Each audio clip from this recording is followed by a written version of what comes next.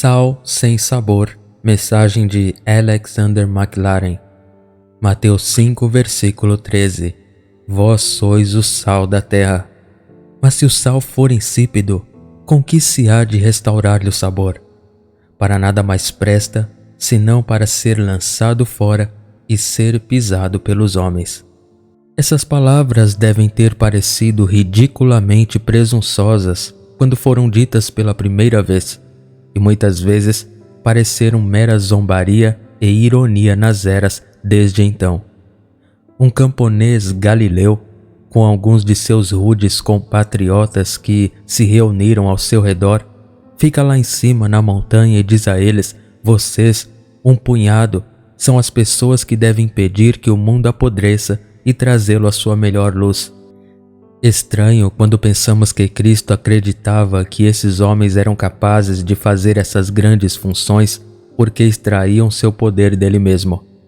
Mais estranho ainda pensar que, apesar de todas as miseráveis inconsistências da igreja professa desde então, no geral, a experiência da história verificou essas palavras.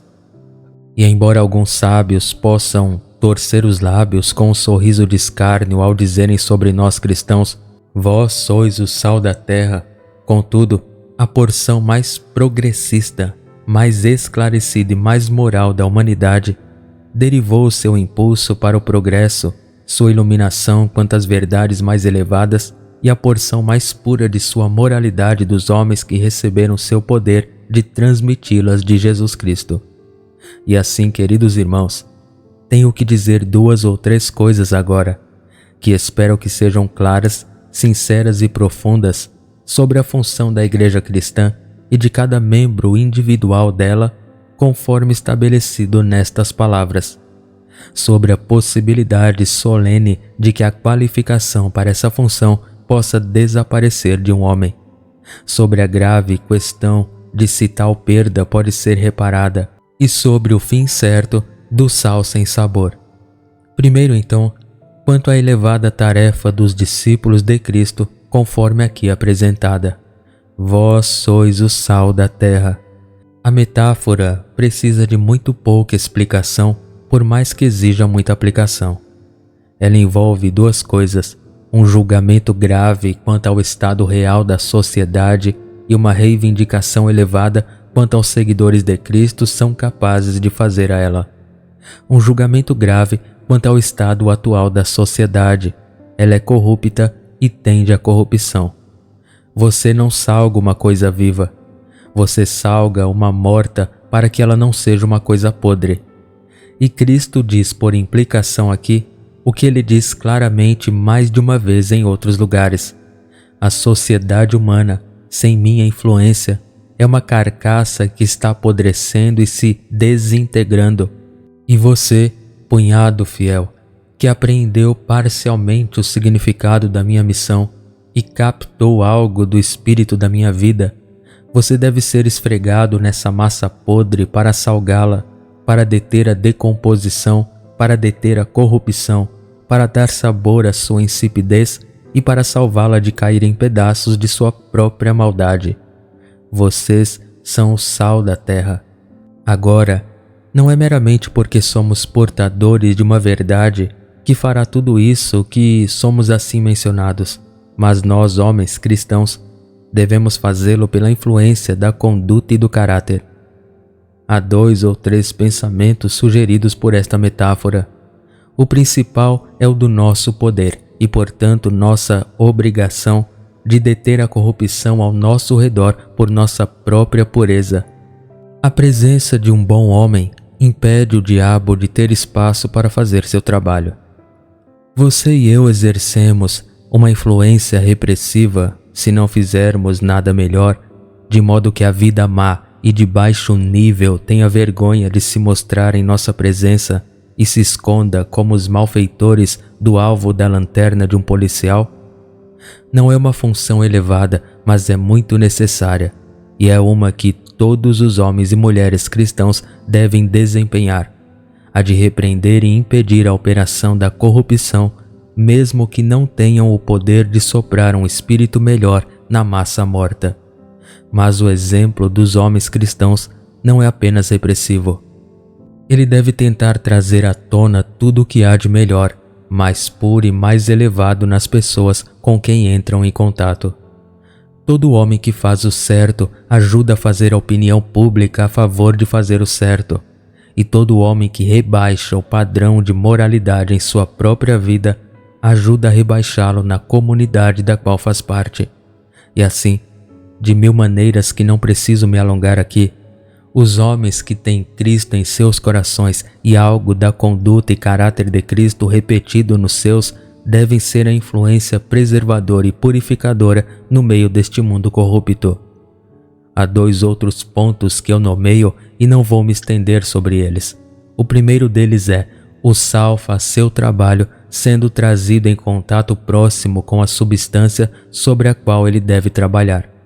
E assim nós, trazidos em contato como estamos com muito mal e perversidade, por muitas relações comuns de amizade, de parentesco, de negócios, de proximidade, de cidadania e coisas do tipo, não devemos procurar nos retirar do contato com o mal.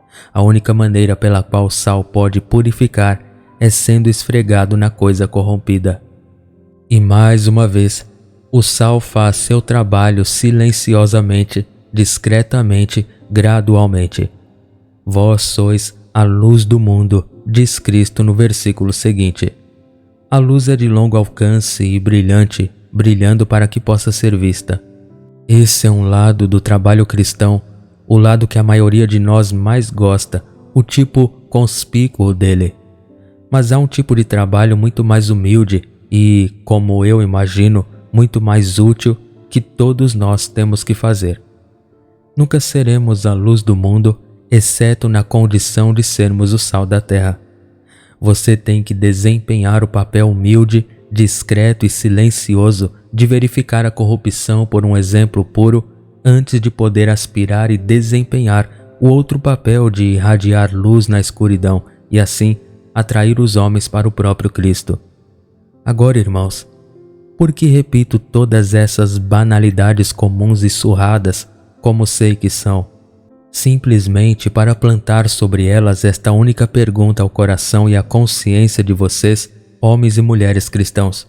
Há algo em sua vida que torna este texto, em sua aplicação a vocês, diferente da mais amarga zombaria? Segundo, a grave possibilidade do sal perder o seu sabor. Não há necessidade de se perguntar se tal perda é um fato físico ou não, se no reino natural é possível para quaisquer formas de matéria que tenham gosto salino perdê-lo por qualquer causa. Isso não nos preocupa de forma alguma. O ponto é que é possível para nós que nos chamamos e somos cristãos perder nossa pungência penetrante que impede a corrupção, perder tudo que nos distingue dos homens que devemos melhorar. Agora, penso que ninguém pode olhar para a condição atual da cristandade professa, ou em um aspecto mais restrito para a condição atual do cristianismo inglês, ou em um aspecto ainda mais restrito, ninguém pode olhar ao redor para esta congregação, ou na visão mais restrita, nenhum de nós pode olhar para nossos próprios corações sem sentir que este ditado chega perigosamente perto de ser verdade para nós. E eu imploro a vocês, queridos amigos cristãos, enquanto tento me deter neste ponto, que se perguntem: Senhor, sou eu? E não pensem em outras pessoas em que vocês podem supor que o chapéu servirá.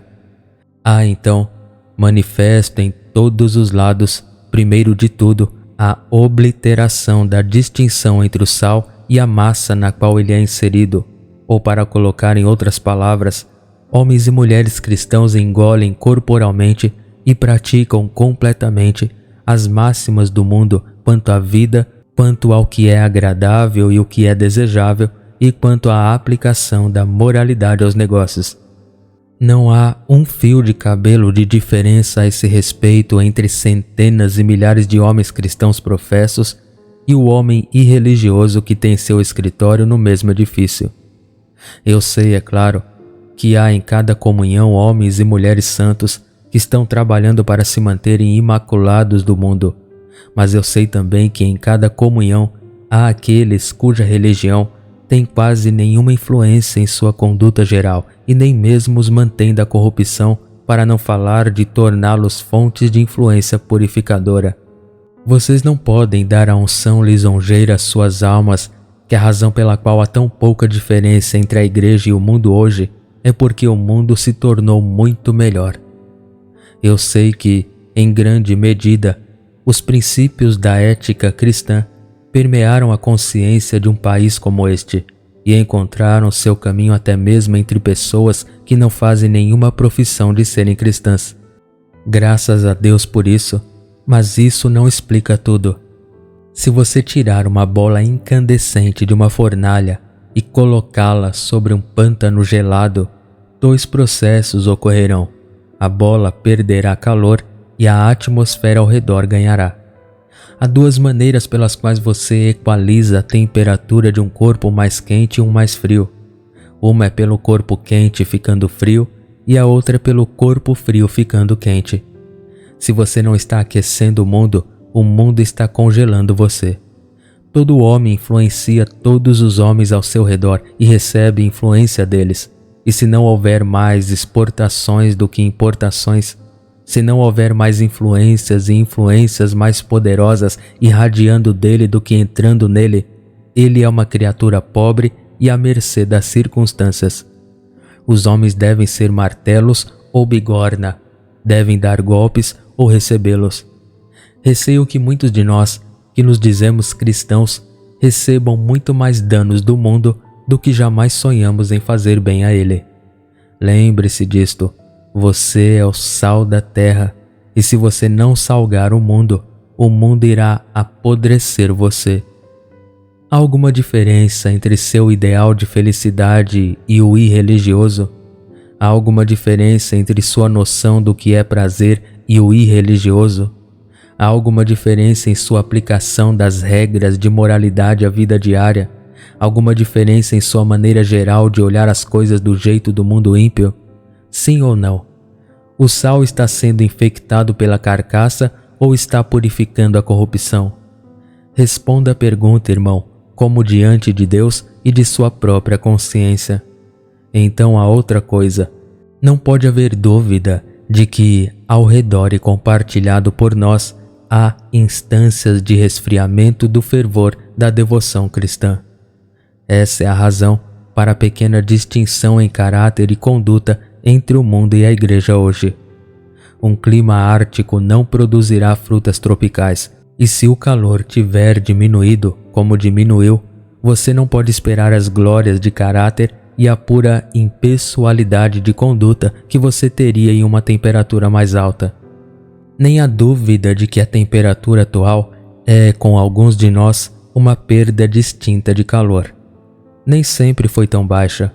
O termômetro baixou.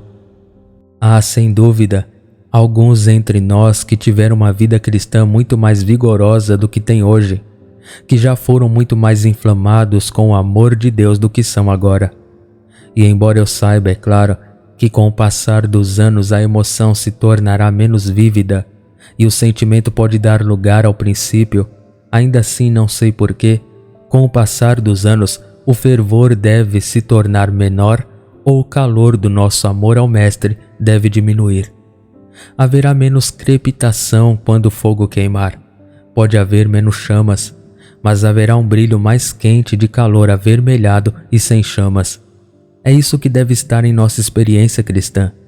Nem pode haver dúvida, penso eu, de que a obliteração parcial da distinção entre a igreja e o mundo e a decadência do fervor da devoção que leva a ela devem ser atribuídas a uma causa ainda mais profunda, que é a perda ou diminuição da comunhão real com Jesus Cristo.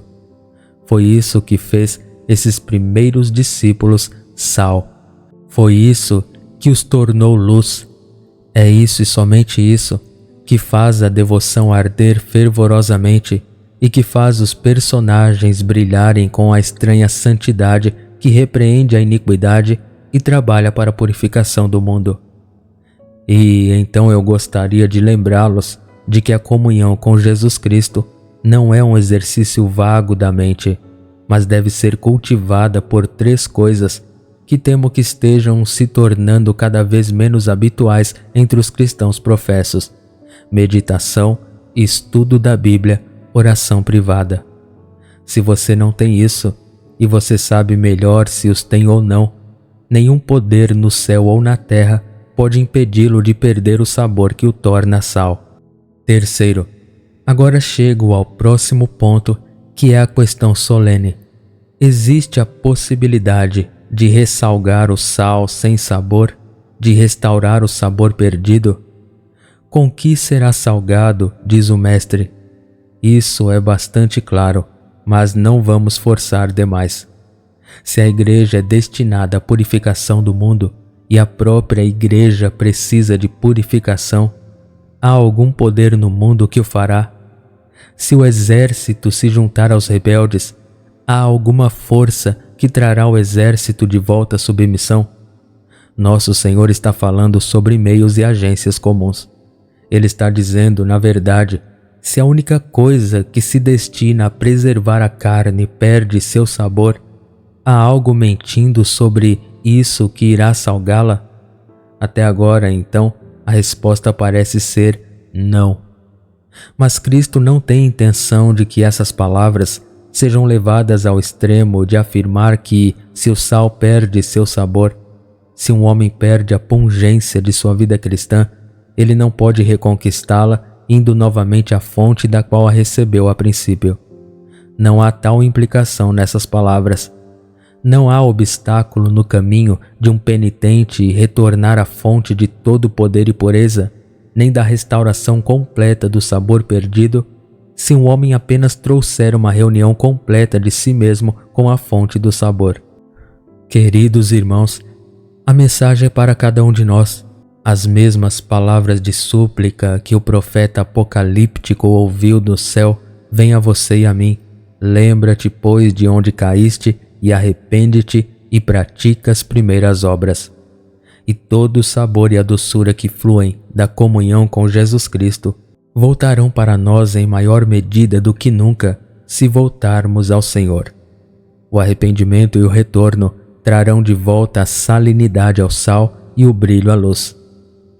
Quarto, mas uma última palavra nos adverte sobre qual é o fim certo do sal sem sabor.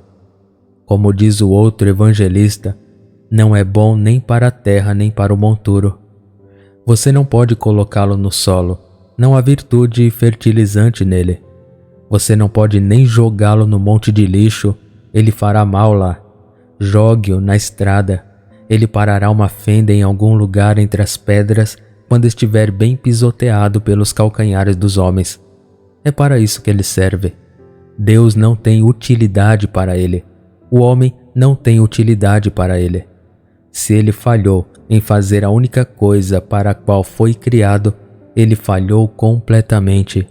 Como uma faca que não corta, ou uma lâmpada que não queima, que pode ter um cabo bonito ou uma haste bonita e pode ser altamente artística e decorada, mas a questão é, ele corta, ele queima? Se não, é um fracasso total, e neste mundo não há espaço para fracassos. O ser vivo mais pobre do tipo mais baixo empurrará o ser morto para fora do caminho. E assim, para o sal que perdeu seu sabor, só há uma coisa a ser feita: jogá-lo fora e pisoteá-lo. Sim, onde estão as igrejas da Ásia Menor, os patriarcados de Alexandria, de Antioquia, de Constantinopla, todo aquele cristianismo sírio e palestino primitivo? Onde estão eles? Onde está a igreja do norte da África, a igreja de Agostinho, pisada pelos homens? Sobre o arco de uma mesquita em Damasco, você pode ler a inscrição meio apagada: Teu reino, ó Cristo, é um reino eterno, e acima dela não há Deus senão Deus, e Maomé é seu profeta. O sal perdeu seu sabor e foi jogado fora. E alguém acredita que as igrejas da cristandade são eternas em sua forma atual? Vejo em todos os lugares os sinais de desintegração nas personificações e organizações existentes que estabelecem a vida cristã. E tenho certeza disso, que nos dias que estão chegando para nós, a tempestade em que já estamos presos, todos os galhos mortos serão arrancados da árvore. Tanto melhor para a árvore, e muito do que se autodenomina cristianismo organizado terá que cair porque não há vitalidade suficiente para se manter de pé, pois você sabe que é a baixa vitalidade que pega todas as doenças que estão acontecendo. E é pelos buracos dos olhos das ovelhas doentes que os corvos bicam os olhos. E serão os tipos fracos de vida espiritual, os cristianismos inconsistentes de nossas igrejas, que produzirão a colheita de apóstatas, hereges e renegados e que cairão diante da tentação. Irmãos, lembrem-se disto. A menos que voltem para perto do seu Senhor, vocês se afastarão ainda mais dele. A morte se aprofundará, a frieza se tornará mais e mais gelada. Vocês perderão mais e mais da vida e mostrarão cada vez menos da semelhança e pureza de Jesus Cristo, até que cheguem a isto. Ora a Deus para que nenhum de nós chegue a isto. Tens nome de que vives e estás morto, morto. Meu irmão, voltemos ao Senhor nosso Deus e nos aproximemos mais dele do que nunca e coloquemos nossos corações mais sob a influência de sua graça e cultivemos o hábito de comunhão com ele. E oremos, confiemos e nos deixemos em suas mãos, para que seu poder possa entrar em nós e que nós, na beleza de nosso caráter, na pureza de nossa vida e na elevação de nosso espírito, possamos testemunhar a todos os homens que estivemos com Cristo e que possamos, em alguma medida, conter a corrupção que há no mundo por causa da luxúria. Amém.